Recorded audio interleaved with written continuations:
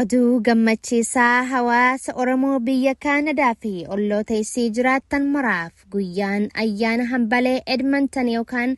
Edmonton Heritage Festival waggoota 49 dabraniif magaalaa Edmonton keessatti gaggeeffamaa kan ture yoo ta'u biyyoonni 86 lammoo irratti hirmaachuun aadaa, afaanii fi eenyummaa isaanii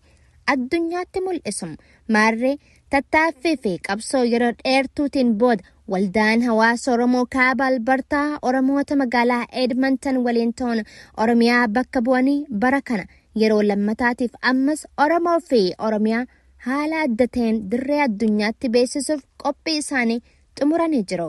Ayyaana gaafa hagayya 5 hamma 7 bara 2023 gaggeeffamu kana irratti aadaan nyaataa dhugaatii, aadaan sirbaa akkasumas wantoonni eenyummaa Oromoo fi Oromiyaa calaqqisan ni dhiyaatu.